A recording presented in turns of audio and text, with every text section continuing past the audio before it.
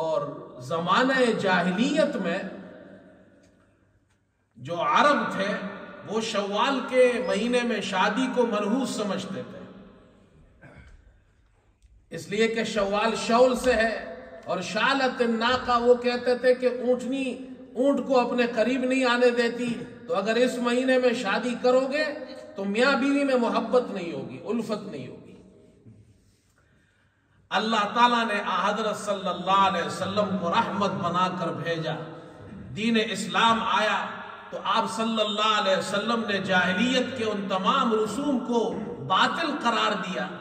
چنانچہ مسلم شریف میں روایت ہے، حضرت عائشہ صدیقہ رضی اللہ تعالی عنہ فرماتی ہے حضرت صلی اللہ علیہ وسلم نے مجھ سے شوال کے مہینے میں شادی کی، میری رخصتی شوال کے مہینے میں ہوئی، اور آپ صلی اللہ علیہ وسلم کے نزدیک آپ کی بیویوں میں کون سی بیوی مجھ سے زیادہ نصیبوں والی تھی؟ معنی یہ ہے آپ صلی اللہ علیہ وسلم تو سب سے زیادہ مجھ سے محبت کرتے تھے، اور میری شادی شوال میں ہوئی ہے تو میرے لیے تو شوال کا مہینہ خیر اور برکت لے کر آیا۔ اسی لیے اسی حدیث کے آخر میں ہے کہ حضرت عائشہ رضی اللہ عنہا اپنے خاندان کی عورتوں کی شادیاں اور رخصتی شوال میں پسند کرتی تھی تاکہ ان کو خیر اور برکت حاصل ہو۔ تو شوال کے مہینے میں شادی کرنا یہ جاہلیت کے زمانے میں لوگ اس کو منحوس سمجھتے تھے، اسلام نے کہا یہ منحوس نہیں ہے بلکہ حضرت عائشہ رضی اللہ عنہا کی شادی شوال میں ہوئی ہے، خیر و برکت والی ہے۔ میں ویسے آپ کو بتا دیتا ہوں، میری شادی جب ہوئی وہ بھی شوال میں ہوئی۔ میرے والد صاحب رحمۃ اللہ نے میری شادی جب کرائی تو شوال میں کرائی، رمضان کا مہینہ ختم ہوا، میں طالب علم تھا۔ اچھا عجیب بات یہ ہے، شوال میں شادی کرنا حضرت عائشہ رضی اللہ عنہ فرما رہی ہے کہ خیر اور برکت ہے، اس میں نحوست نہیں ہے، اور میرے والد صاحب نے میری شادی بھی شوال میں کرائی۔ میں تو اس وقت طالب علم تھا، میرے پاس تو کچھ بھی نہیں تھا، میری شادی اللہ نے میرے لیے ایسے خیر و برکت والی بنا دی کہ اس کے بعد سے لے کر آج تک اللہ کی خیر اور برکتیں ہی آ رہی ہیں، اس میں کمی نہیں ہوئی۔ تو میں یہ جو نوجوان ہیں نا، بہت سے نوجوان وہ شادیاں نہیں کرتے جلدی، وہ کہتے ہیں جی پہلے تو ہم پیسے کمائیں گے، اس کے بعد گھر بنائیں گے، اپنے آپ کو سیٹل کریں گے، پھر شادی کریں گے۔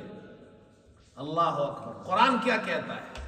فرمایا وَأَنْكِحُوا الْأَيَامَ مِنْكُمْ وَالصَّالِحِينَ مِنْ عِبَادِكُمْ وَإِمَائِكُمْ إِنْ يَكُونُوا فُقَرَاءَ يُغْنِهِمُ اللَّهُ مِنْ فَضْلِهِ۔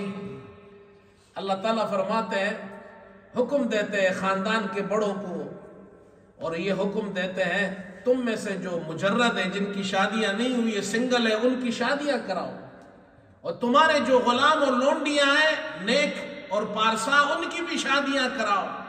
یہ فکر مت کرو، اگر وہ فقیر اور مفلس ہوں گے اللہ اپنے فضل سے ان کو مالدار کر دے گا۔ بیوی گھر میں آئے گی اپنا نصیب لے کر آئے گی، یہ اسلام ہے۔ اچھا شوال کے مہینے میں شادی بھی ہوئی۔ اچھا میں جب طالب علم تھا، شوال کے مہینے میں ہمارے یہاں مدارس میں تعلیم کا آغاز بھی ہوتا ہے، تو میری شادی بھی ہوئی اور تعلیم کا بھی آغاز ہوا۔ جس دن میرا ولیمہ تھا، ولیمہ رات کو ہوا، اور اس کے دوسرے دن مدرسے میں تعلیم کا آغاز ہوا۔ تو میں یہ سوچ رہا تھا بھی تو میری شادی ہوئی ہے، میں کچھ دن گھر پہ رہوں گا، اس کے بعد آرام سے جاؤں گا مدرسے میں، کو ہفتہ 10 دن بعد۔ صبح فجر کی نماز پڑھی میں نے تو والد صاحب نے مجھے بلایا اور کہا کہ اپنی کتابیں اٹھاؤ، مدرسے جاؤ، اور اگلے دن جمعرات سے پہلے گھر نہیں آنا۔ تو تعلیم کا آغاز بھی شوال میں ہوتا ہے، مدرسوں کے اندر شوال کے مہینے میں تعلیم کا آغاز ہوتا ہے، خیر اور برکت والا مہینہ ہے۔ مدرسے میں طلبہ قرآن پڑھتے ہیں، حدیث پڑھتے ہیں، دین کا آغاز بھی اس مہینے میں ہوتا ہے، تو اس کو منحوس نہیں سمجھنا چاہیے۔ یہ مہینہ ہے شوال۔